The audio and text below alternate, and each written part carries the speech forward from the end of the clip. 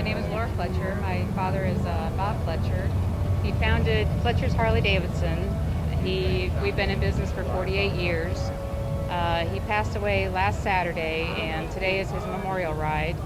And this is the best way that I could even think that people could honor him and what he stood for and what kind of man he was. I'm riding his motorcycle today for the very first time because he told me never to ride it until he passed away, so I honored that, and today I'll be riding his motorcycle to his service. And just seeing all these people out here has really touched me because to see how many people cared for him. Well, let me tell you right here today, Mark's a legend in this area, because some people don't realize that Bob Fletcher is one guy that kept Harley Davidson real. It never went corporate. He kept it family owned and operated, and raised his children right here in this area.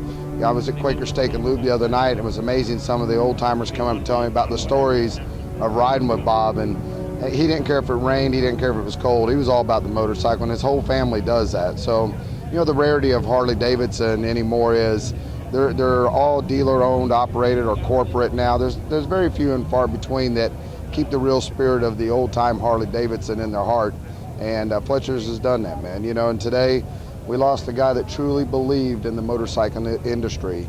From him, his beautiful wife, and his family, who's kept the spirit of Harley Davidson. So God rest your soul, bless the family, and for the ones that didn't attend this ride today, and if you do ride, remember there are people and icons in our own community that have made this legend, and Bob Fletcher was one of them. I worked for Bob for 8 years, but when I was some poker runs together, and I rode with Bob, and every time we stopped, all these people would come up. I don't care if they're riding Kawasaki's, Harleys, whatever, and come up and shake his hand and stuff, and I always told him it was kind of like riding with the king, like he was royalty. But that's like one of my good memories. And he was just a real motorcycle kind of guy. In 1946, he rode a hardtail knucklehead from Chicago to Mexico City and back 2 up with his wife. I mean, that's a pretty hard deal right there. Well, here we are today at a sad event.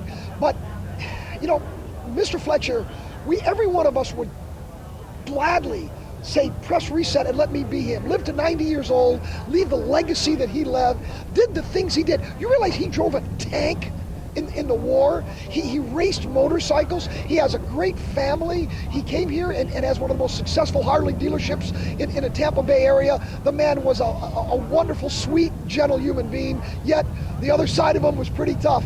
Very first ad we ever wrote in Full Throttle magazine was Fletcher's Harley Davidson. If they would have said no, there might not have been a Full Throttle magazine. So my existence, if you want to use that word, has a lot to do, and I would not miss this today.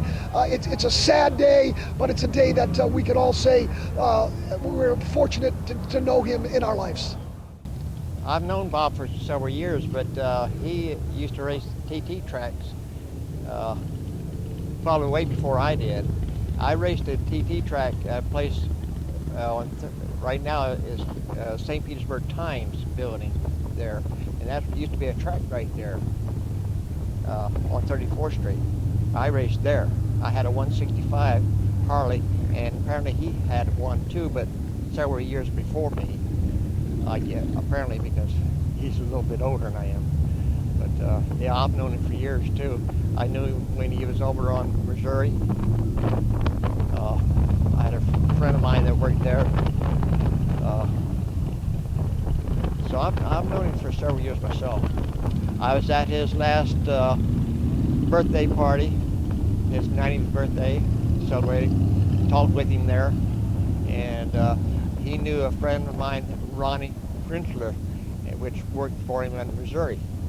And like I say, I've known him for several years, and I will miss him.